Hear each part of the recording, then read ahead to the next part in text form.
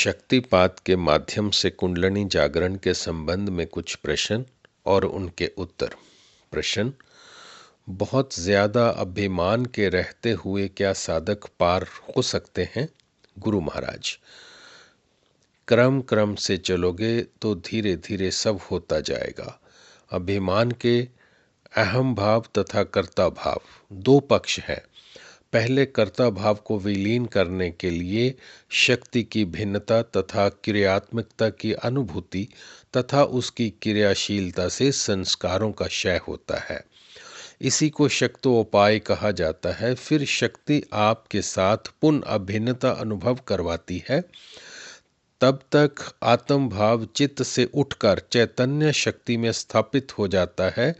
तब अहम भाव भी विलीन होने लगता है। इस प्रकार जीव तब त्याग कर अभिमान मुक्त हो जाता है। प्रश्न: शक्ति की बड़ी विचित्र लीला है, जीव को उसका वास्तविक स्वरूप दिखा देती है। गुरु महाराज: ब्रह्मा जी ने जब सृष्टि की उत्पत्ति की तथा शक्ति को जगत विमुख प्रवाहित किया तो उन्होंने शक्ति के 4 स्वरूप प्रकट किए: क्रियावती, कलावती, ब्रह्मयी तथा वेदमयी। जड़ प्रकृति को क्रियाशील होने के लिए शक्ति की आवश्यकता थी, अन्यथा जल कैसे प्रवाहित होता, सूर्य कैसे उदय होता, वायु के थपेड़े कैसे लगते। पृथ्वी पर जो नित्य परिवर्तन होते रहते हैं वे कैसे होते।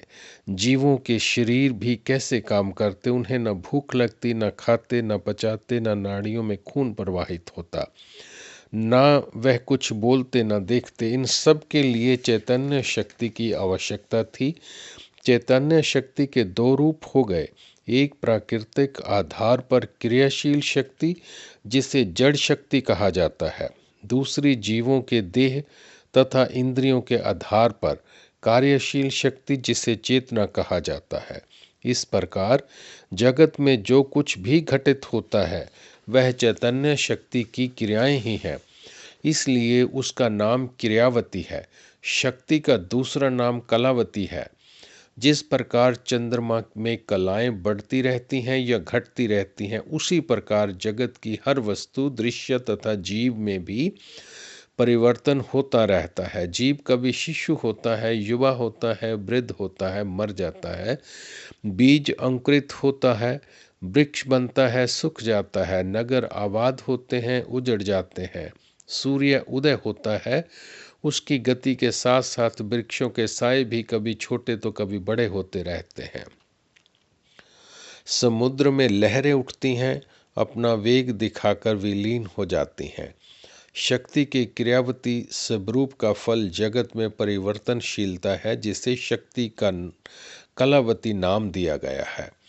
यह परिवर्तन वस्तुओं या जीवों के केवल रूप में नहीं आता, उनके नाम, गुण, धर्म तथा स्थिति में भी अंतर आ जाता है। पानी के भाप या बर्फ बन जाने पर उनका नाम, गुण, धर्म तथा स्थिति भी बदल जाती है। जल समुद्र में हिलोरे लेता है, नदी में प्रवाहित होता है तथा तालाब में स्थिर रहता है। उपजाऊ भूमि मरुस्थल में परिवर्तित हो जाती है तो नाम, गुण आदि बदल जाते हैं। ये सभी कलाएं शक्ति की क्रियाशीलता के कारण ही प्रकट होती हैं।